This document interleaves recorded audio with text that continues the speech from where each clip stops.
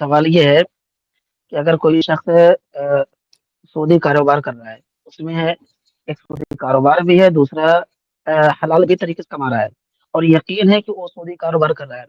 تو اب وہ شخص دعوت دے یا افطار پارٹی دے یا پھر صدقہ خیرات کرے، اور ہمیں علم ہے یہ جو کر رہا ہے سودی کاروبار سے کر رہا ہے، تو اس کا لینا یا کھانا جائز ہے کہ نہیں؟ سوال ان کا یہ ہے شیخ کہ کوئی آدمی سودی کاروبار کر رہا ہے، اس سے بھی کما رہا ہے اور کچھ حلال طریقوں سے بھی کما رہا ہے، اگر وہ دعوت کرتا ہے تو کیا اس کی دعوت کھانا جائز ہے کہ نہیں؟ اس کا جواب یہ ہے جو کہ کئی بار میں دے چکا ہوں اسی اسٹریم میں، کہ اس کی دعوت کو قبول کرنا، اس کے ہاں کھانا کھانا، یہ آپ کے لیے جائز ہے۔ اس کے کئی اسباب ہیں، اور اسی کئی طریقے سے دلیلیں کوئی ہیں۔ اللہ کے نبی صلی اللہ علیہ وسلم سے یہودیوں کا کھانا، ان کا ہدیہ قبول کرنا یہ ثابت ہے، جبکہ ان کے ہاں بھی سودی کاروبار تھا۔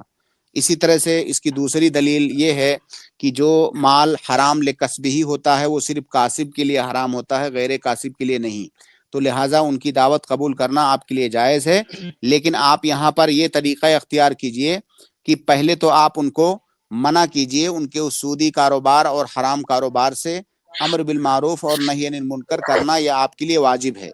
اور اس دعوت کو قبول کرنے کا آپ کا ایک مقصد یہ بھی ہونا چاہیے کہ آپ ان کے قریب جائیں اور ان کے قریب جا کر کے ان کو اس غلط کام سے روکیں اچھے انداز میں۔ اور اگر آپ کو لگتا ہے کہ آپ کے دعوت قبول کرنے سے ان کی حوصلہ افزائی ہو رہی ہے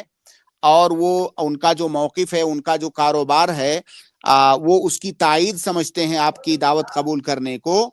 اور آپ دعوت اگر نہیں قبول کریں گے تو شاید ان کو چوٹ لگے اور ان کو ندامت ہو، اپنے کاروبار سے باز آ جائیں، اس حرام کاروبار سے۔ اگر اس طرح کی مصلحت ہے تو اس مصلحت کے لیے آپ منع بھی کر سکتے ہیں، ورنہ اصل حکم یہ ہے کہ ان کی دعوت قبول کرنا، ان کے ہاں کھانا کھانا جائز ہے۔ جی، اور اسی طریقے کوئی چیز دے رہا وہ بھی لے سکتے ہیں سب کا خیرات میں؟ اگر بالکل لے صدقہ و سکتے ہیں خیرات جی، دے تو لے سکتے ہیں نا، جی بالکل ہاں لے ٹھیک ہے۔ سکتے ہیں جی۔